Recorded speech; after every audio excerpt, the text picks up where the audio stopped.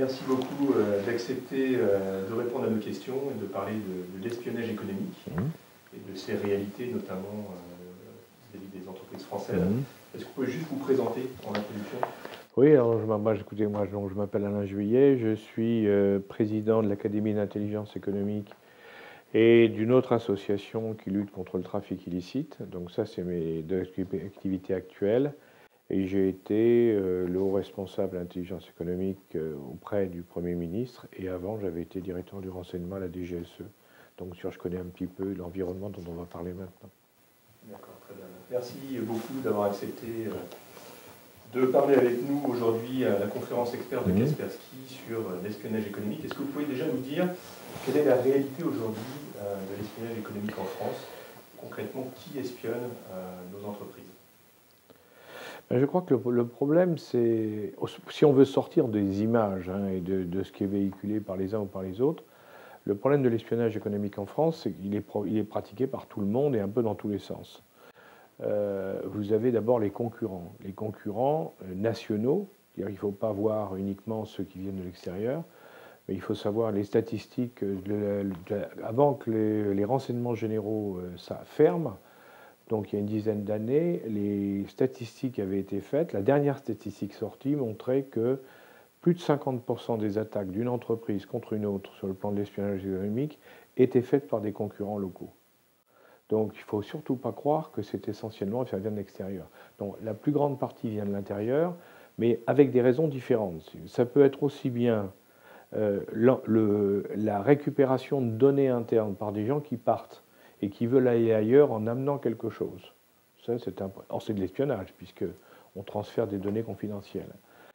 Vous pouvez avoir aussi, c'est une autre option, c'est la vengeance. Il y a des gens qui sont furieux parce qu'ils ont été maltraités et autres, et qui vont à ce moment-là faire une opération d'espionnage pour faire du mal, et qui vont ensuite, bien sûr, essayer de donner aux uns ou aux autres les informations qu'ils ont pu récupérer. Ça, c'est malheureusement assez courant. Vous avez aussi les gens qui sont, qui sont à la recherche d'informations. Et là, c'est véritablement de l'espionnage. C'est-à-dire des concurrents locaux, nationaux, qui pensent que l'autre détient une information, une technologie qu'ils aimeraient avoir et qui vont pratiquer l'espionnage avec des moyens classiques d'espionnage. Donc, si vous voulez, vous l'aurez. Donc, ça, c'est je dirais, les nationaux. Après, vous avez les internationaux. Alors, les grandes compagnies internationales qui ne se gênent pas, certaines d'entre elles ne se gênent pas pour aller récupérer des informations chez des concurrents petits ou gros, à partir du moment où ces informations sont utiles pour leur développement ou pour comprendre les stratégies des uns et des autres. Donc là, ou un développement industriel d'ailleurs aussi.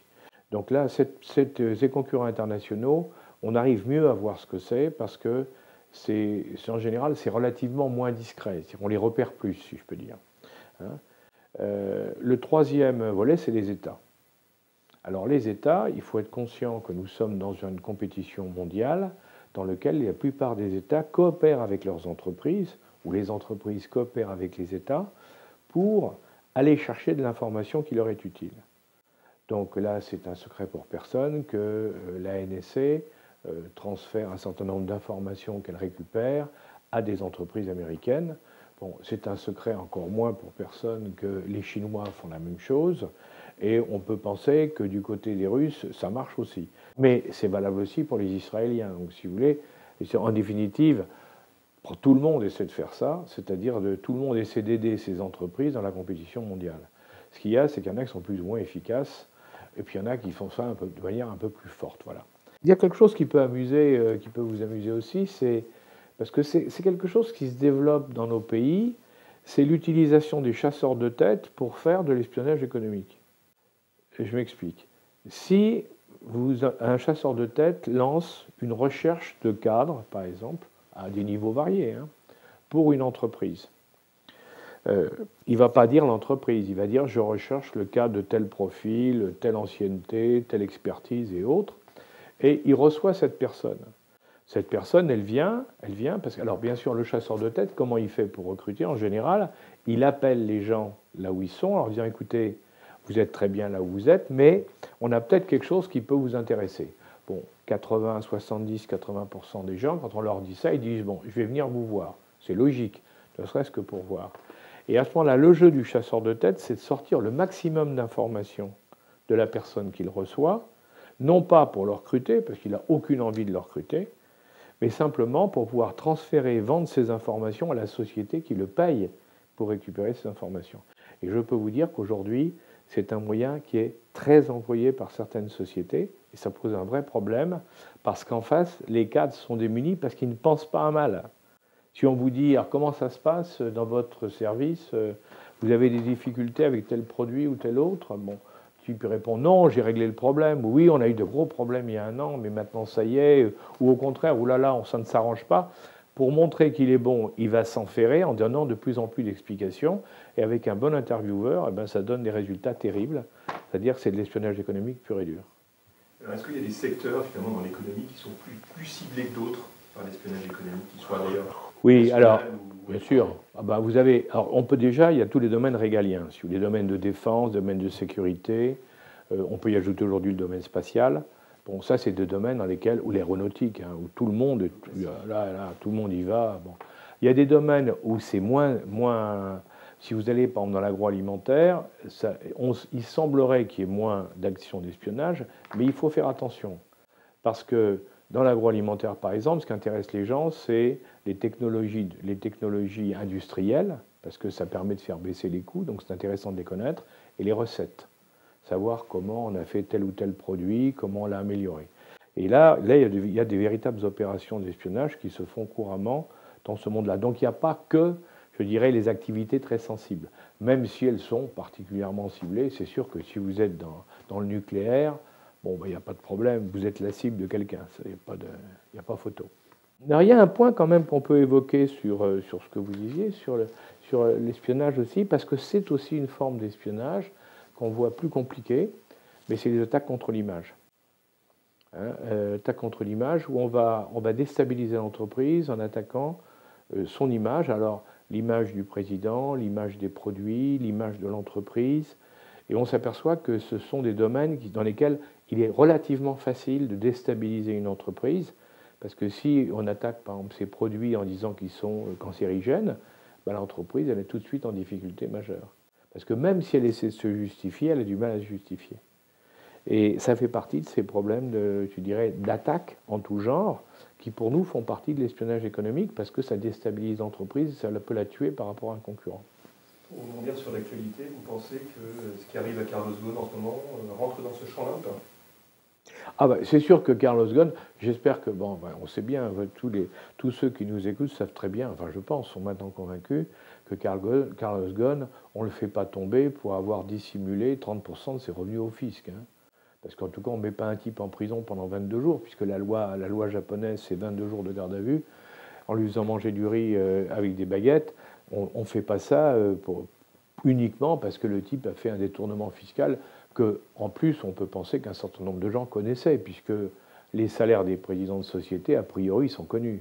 Par contre, si on gratte, là on rentre dans l'intelligence économique et dans l'espionnage économique, si on gratte à l'intérieur, on s'aperçoit qu'il y a d'autres raisons intéressantes, très intéressantes même, et en particulier, une qui est fondamentale, c'est que les Japonais de Nissan, qui étaient en perdition, avaient été rachetés par Renault en partie, 40% des actions Nissan avaient été rachetées par Renault, qui avait envoyé Ghosn pour redresser l'entreprise.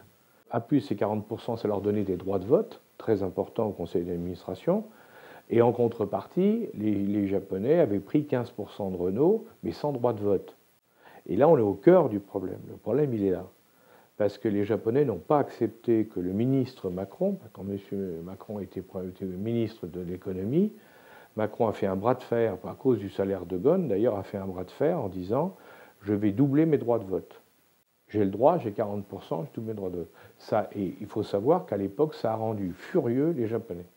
Et je pense que ce qui arrive aujourd'hui est la suite de cette affaire-là. C'est-à-dire que les Japonais ont comme objectif de faire diminuer la part française de 40%. Donc s'ils veulent la faire diminuer, ça doit être en dessous de 20%. C'est-à-dire pour qu'il n'y ait pas le moindre risque de minorité de blocage dans l'entreprise par les Français. Et bien sûr, plus de droit de vote double ou triple ou ce qu'on voudra. Et donc ils veulent, à mon avis, ils vont essayer d'avoir 15% de Renault contre 15% de Nissan. Enfin, et donc la négociation devrait aller dans ce sens-là. Et évidemment, ça change complètement toutes les règles du jeu. Donc c'est ça qui est le fond du problème, si vous voulez.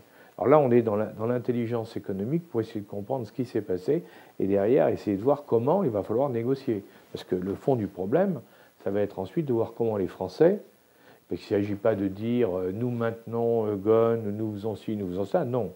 Comment on va négocier, et ça va être au couteau, avec les Japonais pour trouver une solution.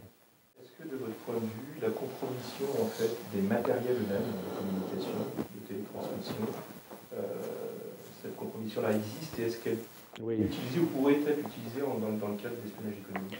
Aujourd'hui, ce qu'on voit très bien, c'est que les professionnels de l'espionnage économique ou de l'intelligence économique ont compris qu'on a intérêt, c'est plus facile de rentrer dans un système avant qu'il soit opérationnel qu'après. Hein, c'est rentrer dans ce qu'on appelle, nous, la chaîne d'approvisionnement, c'est-à-dire avant, en amont. Hein, quand on construit un système, eh ben, on met dedans des failles. Mais c'est un peu, si vous voulez, comme quand on fait... on le sait bien, on a eu des cas retentissants, par exemple dans les ambassades dans certains pays, où on fait appel à des sociétés locales, et évidemment, les sociétés locales, elles mettent des micros partout. On vient d'en voir le résultat en Turquie avec le consulat d'Arabie Saoudite, qui était sonorisé, comme on dit, hein, par les services turcs depuis le début. Donc ça veut dire qu'ils savaient tout ce qui se passe. Alors ce qui se passe au niveau de micros, ben, vous pouvez le faire exactement pareil au niveau des services, au niveau du numérique. Et ça, c'est une activité, je dirais, les chaînes d'approvisionnement qui permettent d'introduire des composants ou qui permettent d'introduire des logiciels. Hein. C'est quelque chose de très intéressant pour ceux qui connaissent et qui pratiquent.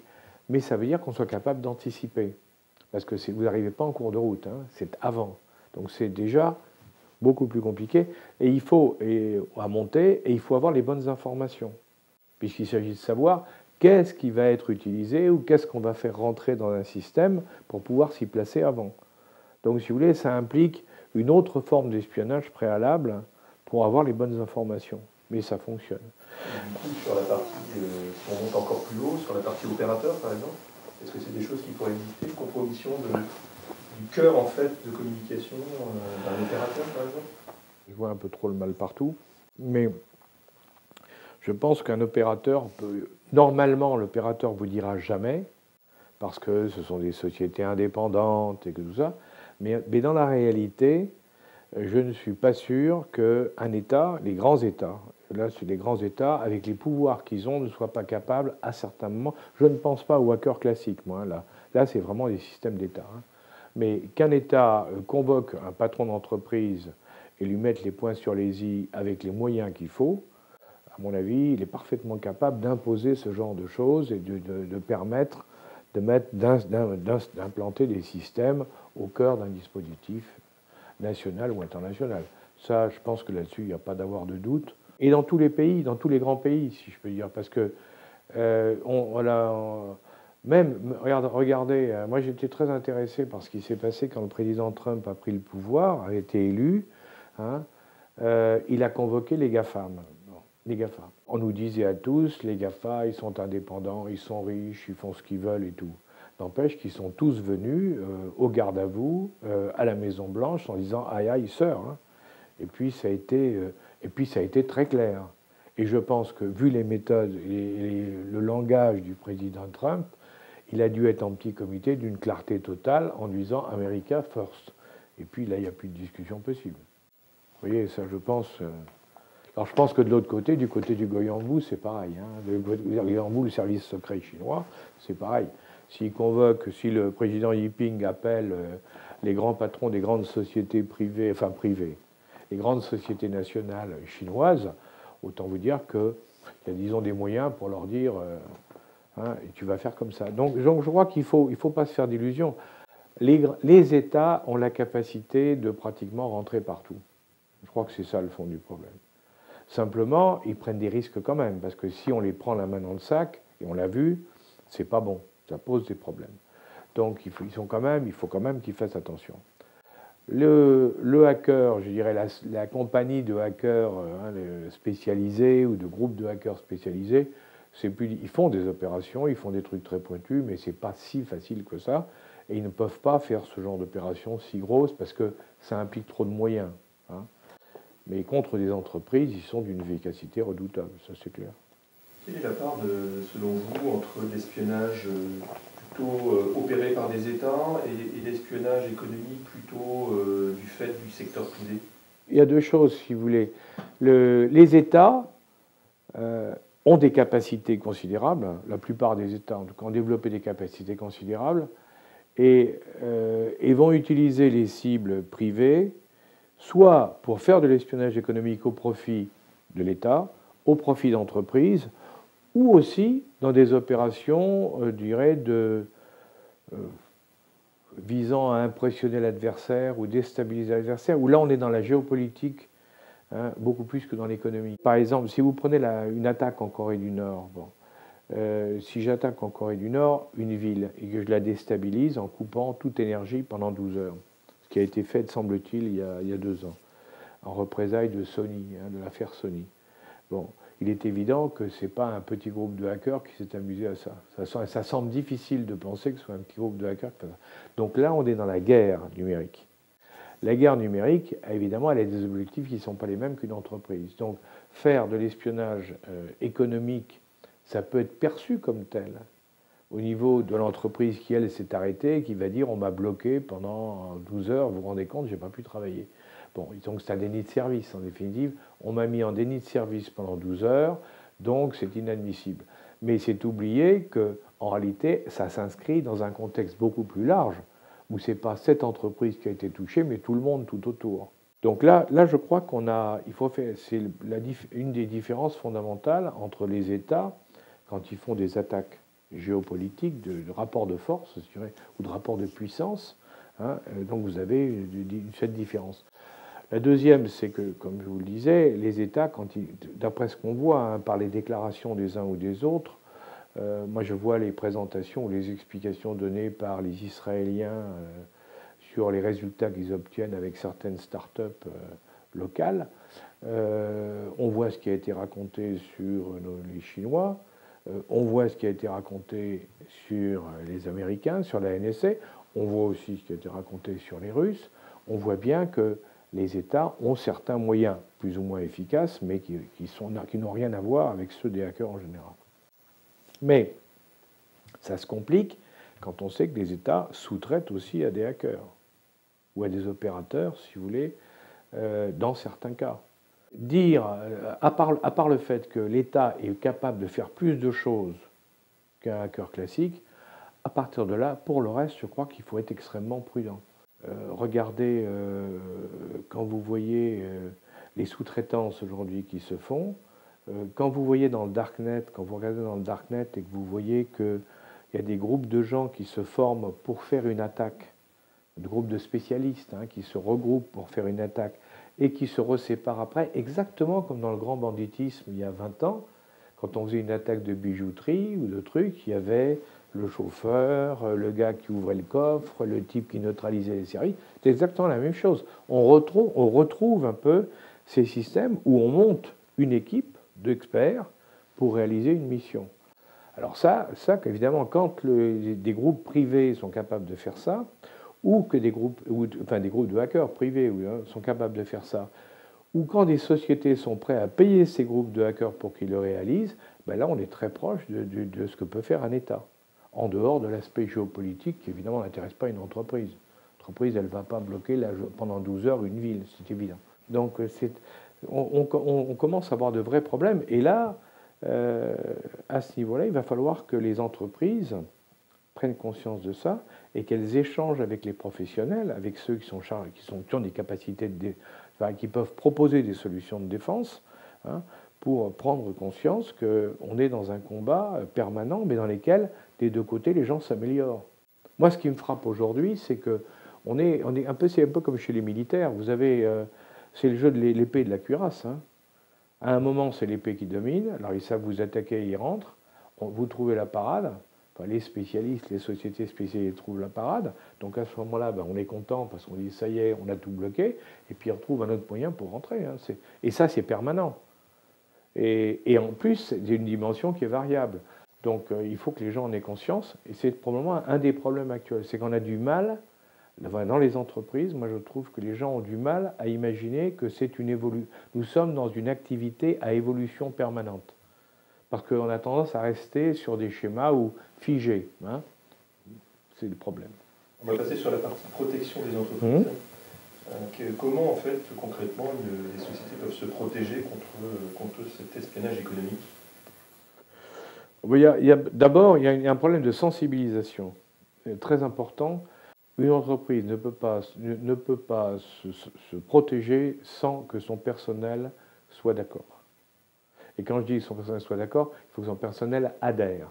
Donc, mais pour que le personnel adhère, il faut qu'il ait compris. Donc ça veut dire qu'il y a un vrai problème de formation. Et quand je dis, ce n'est pas un problème de formation au niveau des patrons ou des cadres supérieurs, c'est un problème de formation de toute l'entreprise. Parce que celui qui appuie sur le bouton qu'il ne faut pas pour une opération de phishing ou autre, celui-là, ce n'est pas forcément le cadre supérieur. Ça peut être aussi le gars ça peut être la standardiste à l'entrée. Donc il faut bien que chacun ait conscience qu'il y a des choses qu'il ne faut pas faire, des choses sur lesquelles il faut se protéger. Donc sensibilisation, formation. Ça, c'est le deuxième volet. Le troisième, c'est avoir des outils performants. Alors, je sais qu'on est toujours obligé de faire un équilibre entre ce qu'on peut s'offrir et puis les moyens qu'on a.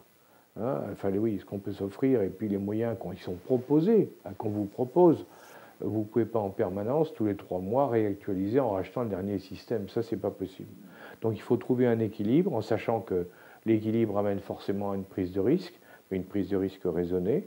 Mais il faut qu'on trouve des outils quand même qui soient un minimum performants. On ne peut pas ne rien avoir du tout.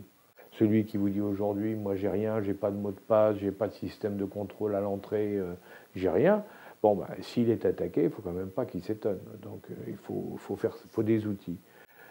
J'ajoute derrière, je crois qu'il y a une préparation aussi, une préparation nécessaire, c'est-à-dire qu'il faut entraîner les équipes face à une attaque. C'est-à-dire qu'il faut les préparer dans la gestion de crise, si je peux dire. Mais une gestion de crise avec un objectif, c'est la résilience de l'entreprise. Parce qu'on se aperçoit aujourd'hui qu'une attaque qui est menée contre une entreprise est une attaque qui peut tuer l'entreprise. Ou la blesser, je dirais, gravement et pendant longtemps. Donc il faut qu'on ait construit par avance un système qui soit résilient. Et je constate que dans la plupart des entreprises, ça n'existe pas. C'est-à-dire que quand la crise arrive, c'est la panique. On découvre à ce moment-là qu'il y a peut-être 2 ou 3 personnes qui connaissent un petit peu la situation, et on rentre dans un système qui est très très problématique parce que rien n'a été préparé. Alors que si on a mis en place avant une cellule qui est prête à faire de la gestion de crise, si on l'a entraîné, pareil, eh bien on aura à ce moment-là une efficacité réellement plus importante, donc on va diminuer les risques.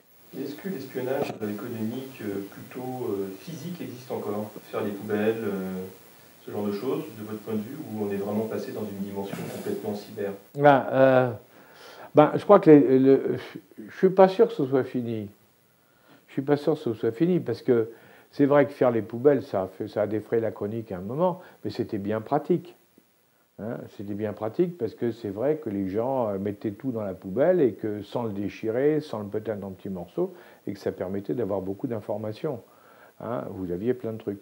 Bon, aujourd'hui, il y a 2 choses. C'est que d'une part, on a inventé les broyeurs, donc c'est vrai que depuis, dans la plupart, en tout cas dans les entreprises sensibles, la loi les oblige à utiliser des broyeurs, donc ça réduit les risques, mais je ne suis pas sûr qu'il n'y ait pas des entreprises où ça puisse se faire encore. Bon, mais c'est vrai aussi que avec l'Internet maintenant, pourquoi aller se casser la tête, aller faire les poubelles à 5 h du matin, puisque vous pouvez, avec l'Internet, vous arrivez directement sur tous les messages mails des gens, vous ouvrez leur boîte et vous voyez ce qui se passe. Donc évidemment, ce n'est pas la même chose et c'est plus simple. En plus, vous pouvez faire des copies, vous pouvez faire plein de choses. Alors concrètement, comment est-ce qu'une société peut protéger ses secrets? Alors moi, je crois que le problème du secret, il faut d'abord commencer par se poser la question de qu'est-ce qui est véritablement secret dans mon entreprise. C'est-à-dire, si vous voulez, L'expérience du secret, on l'a connue, nous, par les militaires dans tous les pays. Hein. C'est les militaires qui ont mis en place les notions de secret, secret des confidentiels, secret défense, tout ce que vous voudrez. Bon, quand on voit les militaires où ils en sont arrivés, à la fin, c'était devenu un peu fou, puisque on tamponnait du confidentiel défense, si vous voulez, le menu de la cantine. Bon, et là, il faut arrêter les bêtises, parce que le menu de la cantine n'est en rien et des secrets.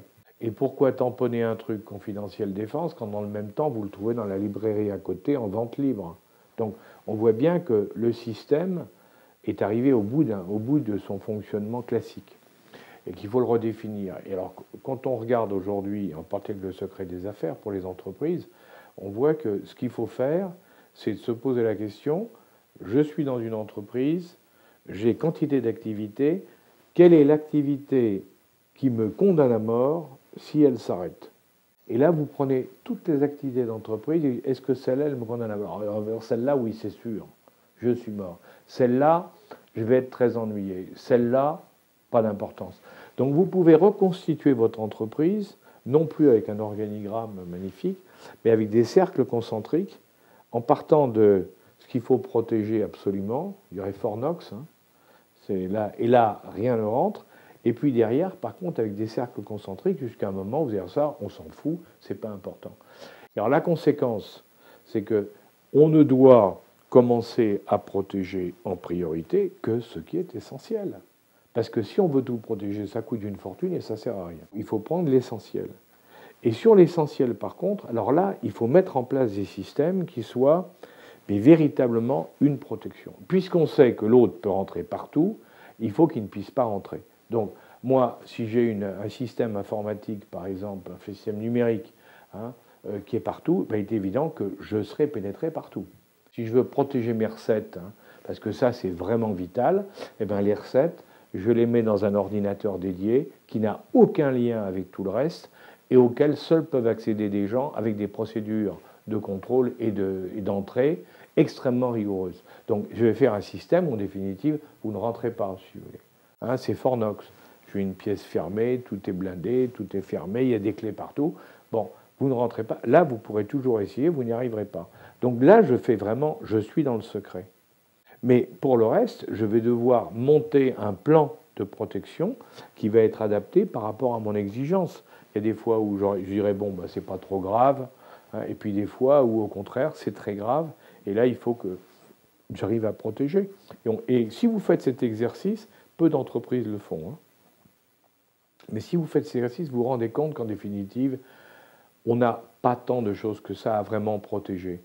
Mais par contre, le vrai problème, le principal problème, c'est le fait le risque d'arrêt la durée d'arrêt des opérations. C'est une opération déni de service qui fait que vous ne pouvez pas travailler pendant un certain temps. Si c'est quelques minutes, c'est pas trop grave. Si c'est des heures, c'est ennuyeux. Si c'est des jours, c'est catastrophique. Donc il faut introduire dans la réflexion à côté du secret, dans les moyens de défense, il faut des moyens de défense numériques, mais dans lesquels on va dire quelle est ma problématique. Là, c'est pas d'empêcher, là c'est que je puisse tenir un certain temps, un certain nombre d'heures, hein, que ça puisse fonctionner quoi, au bout d'un certain nombre d'heures. Là, c'est un autre problème.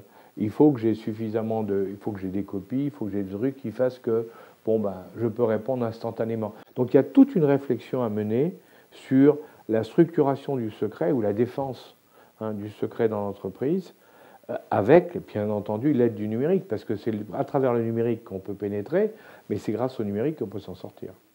Vous pensez que beaucoup de sociétés ont compris ça ou... Malheureusement, pas assez. Alors, dans le domaine de la défense, on peut dire qu'il y a d'énormes progrès depuis qu'en France, on a mis les secteurs d'importance vitale, les sociétés d'importance vitale, et qu'on leur a donné des règles imposées d'ailleurs. Hein.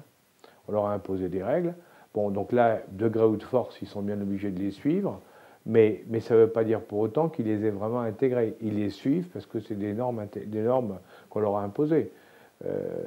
Évidemment, l'idéal, c'est que tout le monde ait compris le fond, la base, le fond ou l'essentiel. Et ça, c'est beaucoup plus difficile. Alors si on va sur un autre chapitre, la partie loi en fait, qui est utilisée par des États Oui. pour faire de l'espionnage économique. Donc je parle là plutôt du Cloud Act par exemple.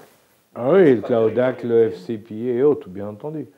Là, les lois extraterritoriales, c'est quelque chose de relativement nouveau, parce que théoriquement, ça ne doit pas exister. Sur le fond, ça ne devrait pas exister. Aucun pays ne doit pouvoir imposer à un autre pays ses propres lois. Enfin, c'est normalement. Mais ça, c'est bon. Mais quand je vous dis ça, en même temps, je sais pertinemment que ce n'est pas vrai, parce que les Américains ont mis en place des systèmes de lois extraterritoriales extrêmement contraignantes, et ils sont montés en puissance, parce qu'ils ont démarré il y a 25 ans, hein.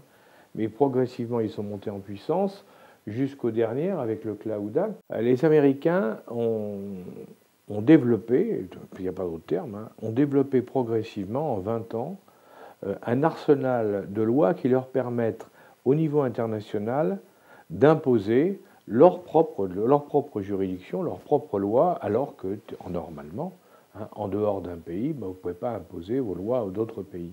Donc, le problème, c'est que ces lois sont des lois très, très discutables, c'est le moins qu'on puisse dire, dans la mesure où on s'aperçoit aujourd'hui que ce sont des moyens inventés par les États-Unis. Par exemple, l'affaire Alstom. Bon, dans l'affaire Alstom, ce qui est intéressant, c'est que les Américains de General Electric étaient leaders mondiaux dans tous les types de turbines à gaz, sauf une, où les Français étaient leaders mondiaux. Bon, à partir du moment où les Français étaient leaders dans ce domaine, General Electric, pour être leader absolu dans toutes les facettes des turbines à gaz, voulait récupérer. Et toute l'opération qui s'est déroulée derrière, en réalité, c'est autour de cela. Hein. Or, comment ça a été fait? Premier temps, bénéficiant d'erreurs indiscutables d'Alstom, qui avait fait des opérations à l'étranger en utilisant la corruption de fonctionnaires. Là-dessus, il n'y a pas le moindre doute, parce que maintenant c'est archi prouvé. Hein. Donc là, ils avaient fait une bêtise, c'est moins qu'on puisse dire. Mais cette bêtise qui méritait sanction, on est bien d'accord, qu'est-ce qu'elle a permis aux Américains? Les Américains ont lancé des enquêtes très lourdes, ont arrêté du personnel d'Alstom. Il y en a un qui s'est retrouvé en prison aux États-Unis, qui a écrit un bouquin là-dessus, dans des conditions extrêmement difficiles. Il en a pris plein la figure. Bon, ils ont mis une pression terrible sur l'entreprise jusqu'au moment où l'entreprise a dit je vais négocier. Et donc la loi, cette application de la loi américaine a permis donc de créer un rapport de puissance qui fait que l'entreprise attaquée dit j'ai pas de solution, il faut que je négocie. Et dans le même temps, parce que c'est l'application de la loi américaine, la justice américaine a mis une amende considérable, hein, qui déstabilisait complètement l'équilibre des comptes de la société. Donc d'un côté, on vous assassine, hein, avec une amende, d'un autre côté, on vous met une enquête où on vous menace de prison, où on menace tous les dirigeants de prison et de plein de choses, plein d'avanies. Donc la société est déstabilisée, et là, elle n'a plus que deux solutions. Soit elle se vend, c'est ce qui s'est passé pour Alstom, les dirigeants décident de la vendre et de sauver leur peau, il ne faut pas s'exprimer autrement, hein. Soit ils n'achètent pas la société, mais ils vont mettre à l'intérieur des contrôleurs, c'est ce qui se passe chez Total par exemple, hein. Ils mettent un contrôleur à côté du président qui est chargé de regarder toutes les opérations qui sont faites par la société. Donc si ce n'est pas de l'espionnage, moi je ne sais pas ce que c'est. Donc là, on a vraiment une mécanique infernale, mais qui aboutit, en définitive, à s'installer au milieu. Alors là, ce n'est plus une infiltration par des moyens informatiques, hein, ou numériques, c'est bien mieux que ça. On met carrément à l'intérieur son propre représentant qui regarde tout. Et je dirais, comme disent les Anglais quand ils disent « adding insult to injury », hein, pour ajouter au système, en plus, vous avez, dans ces affaires-là, hein, le contrôleur en question, il est choisi par les Américains qui fixe le salaire, hein, c'est-à-dire que non seulement on a quelqu'un qui est sur place et qu'on vous a imposé, mais en plus on le paye très cher et c'est les autres qui ont décidé quel salaire il est payé. Ça quand même, ça fait beaucoup quand même. Donc c'est vrai que ces lois extraterritoriales, c'est une formidable procédure d'espionnage dans un sens ou dans l'autre de récupération d'entreprises. Et là aussi, il faut dire que j'aurais dû vous le dire aussi, c'est que dans l'enquête qui est faite par la justice américaine. Hein. Ils exigent de tout connaître, et à partir du moment où ils exigent de tout connaître, eh bien évidemment, ils ont toutes les informations. Sur Airbus, actuellement, il y a une procédure en cours sur Airbus pour justement, à cause d'accusations qui ont été faites sur Airbus, eh bien, la justice a récupéré tous les réseaux commerciaux et tous les contrats commerciaux qu'Airbus avait dans le monde. C'est-à-dire que Airbus est déshabillé littéralement au niveau commercial mondial au profit des concurrents. Donc c'est quand même un sacré problème. Alors l'Europe essaie de se défendre, RGPD, Cloud Act, quelle est votre analyse? L'Europe essaie de se défendre, mais j'ai tendance à dire que l'Europe essaie de mal se défendre, parce que la RGPD, c'est une très très bonne idée. Hein. Moi, je me souviens, les Américains, les amis américains, à une réunion que j'avais il y a quelques semaines à Washington, m'ont dit « Formidable votre RGPD, très intelligent, très bien ».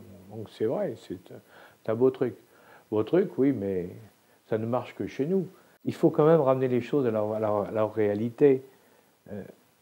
Les données, le marché, parce que c'est ça le problème de la RGPD, comme le problème d'ailleurs, tous ces problèmes autour, du Cloud Act aussi. C'est le problème de la culture différente entre les Occidentaux, enfin, les Européens et les Américains, sur les données. Est-ce que les données sont la propriété de l'entreprise qui les détient, ou est-ce que les données sont la propriété de ceux qui sont la donnée elle-même? Si mes données privées, c'est moi qui devrais... Enfin, dans l'esprit occidental français, européen, mes données, c'est ma propriété privée. Dans l'esprit américain, pas du tout. À partir du moment où je les ai mis quelque part, les réseaux sociaux, j'ai échangé des mails, je suis passé par un truc, ça appartient à la banque, ça appartient à tout le monde. Bon. Donc c'est tout à fait une logique différente. D'où les Américains qui disent « mais nous on a le droit d'utiliser toutes vos données » et d'autant plus qu'on est dans un monde où il n'y a pas de frontières. Il faut quand même s'en souvenir parce que les Européens, j'y arrive pour la RGPD, ils ont une curieuse conception du numérique parce qu'on vous dit on va faire une loi européenne sur le numérique pour la protection des données. Mais ils oublient qu'une chose, c'est que les données elles se baladent partout. Or ce qui est applicable en Europe avec la loi européenne ne s'applique pas aux États-Unis, en Chine, en Afrique du Sud ou ailleurs. Donc on va se retrouver en réalité avec, dans le futur, si on regarde, avec une RGPD qui nous fait dire on protège au niveau européen nos données privées, mais les mêmes données privées qu'elles sont stockées à l'extérieur de l'Europe, et là elles ne sont pas protégées du tout, elles sont utilisées par les Américains. Donc, qu'est-ce qui s'est passé? C'est quand on a fait la RGPD, d'abord au niveau européen, puis au niveau français, on l'a mis en œuvre pratiquement début d'année. Bon, c'est formidable parce que ça a obligé quand même les entreprises, ça a eu du bon, c'est que ça a obligé les entreprises et les individus à prendre conscience du problème des données privées et de voir qu'il fallait peut-être quand même s'y intéresser, que les entreprises devaient protéger, par exemple, les données de leurs salariés, que c'était quand même normal, ainsi que les médecins, les banquiers, les avocats ou ce que vous voulez. Bon, ça c'est très bien. On est d'accord. Les Américains, quand ils ont vu ça, ils ont dit ça peut quand même nous ennuyer, malgré ce que je viens de vous dire. Donc ils ont créé le Cloud Act. 2 mois après la publication de la RGPD, ils ont lancé le Cloud Act, où là par contre, l'État américain peut aller récupérer toutes les informations qu'il veut, partout, dans le monde entier, à partir du moment où ça a un lien, même très ténu, je dirais, avec l'Amérique, puisque c'est le dollar, les entreprises américaines, les Américains, les sociétés qui voient passer des systèmes comme SWIFT, par exemple, pour les transferts de financement, les banques, bien entendu, les bourses, enfin, tout y passe, quoi. Dès qu'il y a un petit truc américain quelque part, ils peuvent y aller. Et sans aucune justification judiciaire. C'est ça la différence avec nous. Nous, on ne peut rien faire sans dire « ah, il y a la justice, il y a les lois et tout ». Eux, ils n'en ont rien à faire. Ils disent « l'État peut la regarder partout ». C'est un vrai problème. Parce que à partir du moment où ils disent ça, ça veut dire que nos fameuses données RGPD, du point de vue américain, ça n'existe pas.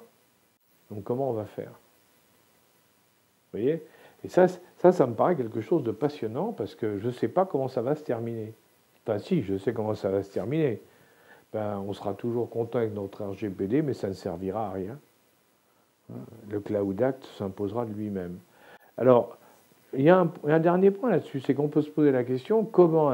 Alors, Je me souviens quand président Bush Junior, quand Bush Junior, après le 11 septembre, a eu, avec ses conseillers, a eu cette intuition de génie de dire on va se servir de la lutte antiterroriste pour mettre tout un système de contrôle de l'Amérique. Parce que c'est ça, et du reste du monde. Parce qu'avant, c'était pas comme ça, les Américains n'étaient pas comme ça.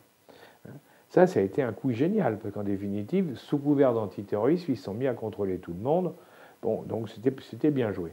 Mais je pensais que ça allait se calmer. Je veux dire que là, avec le cloud, et à l'époque, excusez-moi, à l'époque, il y avait les services américains, par exemple, pouvaient venir regarder ce que dans votre entreprise, mais au nom de la lutte antiterroriste. Alors c'est vrai qu'il y a certaines fois, quand on vous disait on va lutter contre, on vient vous voir, on va inspecter vos dossiers, vous l'entreprise française, machin, parce qu'on pense qu'il y a un risque d'antiterrorisme, vous dites mais attendez, j'ai rien à voir avec l'antiterrorisme, c'est pas sérieux. Peut-être, mais nous le pensons, donc on peut tout regarder. Déjà, c'était quand même un peu limite, plus que limite même. Mais aujourd'hui, ce qu'il y a de bien, c'est qu'au moins, c'est fini, il ne se cache plus, il dit non, on regarde pour quelques mois, on n'a plus besoin de motifs, on regarde parce que c'est comme ça. Donc les choses sont très claires, et je pense que dans un sens, ça éclaircit le débat. Il n'y a plus de faux fuyants, on est clair. Eux, ils veulent récupérer et traiter toutes les données de tout le monde, avec tout ce que ça comporte. Et là, on est dans l'espionnage économique à partir du moment où toutes ces données qui sont récupérées peuvent être utilisées pour la plus grande gloire de quelques-uns. Qu'est-ce qu'on peut faire concrètement ? C'est très difficile, parce que voulez-vous faire contre ça? On ne peut que faire des mesures de rétorsion, mais les mesures de rétorsion peuvent se faire au niveau de l'Europe.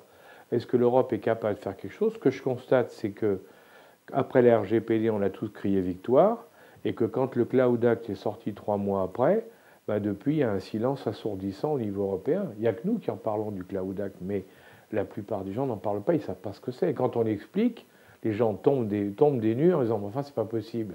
Ben si, c'est possible. C'est possible et ça marche. Dernière question, Juillet. Est-ce que les autorités françaises ont intégré le fait que l'espionnage économique pouvait bénéficier à nos sociétés? Alors, ce qui est sûr, c'est que l'État français, je crois que l'État français, par rapport à d'autres États, se caractérise par une capacité défensive qui n'est pas mauvaise du tout, une capacité offensive qui laisse, par contre, qui blesse, qui à mon avis n'est pas au point. Quand je regarde par rapport à d'autres, si vous voulez. La capacité défensive, elle a été développée avec l'ANSSI. C'est-à-dire qu'on a utilisé un organisme d'État, l'Agence nationale pour la sécurité des systèmes d'information, qui au départ était chargé exclusivement de vérifier la sécurité des échanges intergouvernementaux, c'est-à-dire entre les ministères. C'était les militaires et les ministères, rien de plus. Donc c'était très... Et puis, quand le numérique s'est développé, on s'est aperçu au niveau de l'ANSSI qu'en définitive, la plus grande partie des problèmes, c'était plus entre les différents ministères, et ce n'était pas non plus avec les militaires qui réglaient eux-mêmes leurs problèmes, c'était les boîtes privées. Donc c'est vrai qu'il y a une évolution très importante qui est faite pour défendre les sociétés privées, et en les défendant contre les attaques, on les défend contre l'espionnage économique pratiqué par d'autres. Donc de ce côté-là, je crois qu'il y a vraiment un gros travail de fait qui a été fait par l'ANSSI et qu'il faut saluer, parce qu'en plus on est les seuls. Alors là, par contre, en Europe, les seuls qui ont un organisme comme celui-là, c'est les Français. Et là, je crois que vraiment on a réussi quelque chose de pas mal. Bon, je suis évidemment critique sur d'autres choses pour pouvoir me permettre de le dire. Mais par contre, je crois que autant alors sur le plan donc, de la protection des entreprises, et encore, c'est pas aussi réussi que ça quand même, parce qu'on protège les entreprises qui sont d'importance vitale, on protège les entreprises de défense. Les petites et moyennes entreprises, c'est beaucoup plus limite. Et là, il y a un travail à faire qui n'a pas été fait. Il faut dire la vérité. Ou d'ailleurs, à mon avis, il y a des sociétés qui pourraient s'intéresser très utilement à la défense de ces petites et moyennes sociétés qui ne savent pas comment s'en sortir, en définitive, parce qu'elles n'ont pas tout ce qu'on disait, la formation, la sensibilisation, qu'elles n'ont pas compris ce qui se passait. Et là, je crois qu'il y a vraiment un travail à faire. Alors, en intelligence économique, on a ce qu'on appelle, nous, l'intelligence territoriale, qui dépend des préfets. et qui pourrait intégrer cette dimension au niveau des régions et au niveau des départements. Mais même comme ça, c'est très difficile de toucher les PME, PMI. Donc là, et les ETI. Donc là, on a un vrai problème je dirais, de transmission de cette réalité numérique, si vous voulez, à des gens qui aujourd'hui ne sont pas préparés pour ça. Là-dessus, on n'est pas terrible. Par contre, sur les entreprises moyennes et hautes, là, on commence à être pas mal du tout. Pas mal du tout, ça n'empêche pas les attaques, hein, mais enfin, on fait ce qu'on... Bon, en ce qui concerne, par contre, l'offensif, je crois qu'on est dans un état qui n'est pas encore arrivé à ça, pour une simple raison, c'est que la première, c'est que nous n'avons pas d'entreprises ou de grandes entreprises qui n'hésitent pas à assumer le risque offensif, si vous voulez. Même légal. Hein. Depuis toujours, moi je vois l'intelligence économique, depuis toujours, on a une vision défensive, on a du mal à passer à l'offensif, à dire mais moi aussi, si les autres le font, pourquoi je n'irai pas chercher un certain nombre d'informations. On a beaucoup de mal à le faire, c'est pas dans les mœurs, voilà, c'est pas dans la culture. Si vous voulez. C'est le problème de la culture du renseignement. La France est un pays qui a détesté, il faut bien le dire, qui a détesté le renseignement, on peut dire jusqu'à la première guerre d'Irak avec Jox, donc ça fait jusqu'il y a 20 ans. Quoi. Il n'y a qu'une vingtaine d'années, un peu plus de 20 ans, qu'on a compris que le renseignement, c'est quelque chose d'important dans la compétition mondiale. Mais jusque-là, le renseignement, chez nous, c'était rejeté. Hein. Chez nous, le renseignement, c'était les tontons flingueurs, c'est les barbouzes, tout ça, donc personne, ça faisait rigoler et ça n'intéressait personne. Alors qu'en Angleterre, c'est rigoureusement le contraire. Aux États-Unis, pareil. Hein, aux États-Unis, les gens qui travaillent à la CIA, c'est des gens qui sortent d'Harvard, de Stanford ou autre. En Angleterre, ils sortent d'Oxford ou de Cambridge. On prend les meilleurs et on les met là-dedans. Donc c'est tout à fait une mentalité différente. Chez les Chinois aussi. Hein. Les Chinois, le renseignement, c'est quelque chose d'important. Donc on voit bien que c'est en définitive, nous, culturellement, on n'est pas à ce stade-là. Et je crois que c'est ça qui explique que autant en défensive, on arrive à faire quelque chose, autant en offensif, on n'est pas encore au niveau des autres, ce qui est bien ennuyeux, parce que dans la compétition mondiale, on n'est bon que si on est au même niveau que l'autre. Hein. Si on est inférieur, on a des difficultés. C'est pour ça qu'on a besoin de se faire appuyer, de se faire conseiller. Et je crois, et dans le numérique, c'est votre travail. Hein. Exactement. Julien, merci beaucoup pour tous ces éléments. Merci.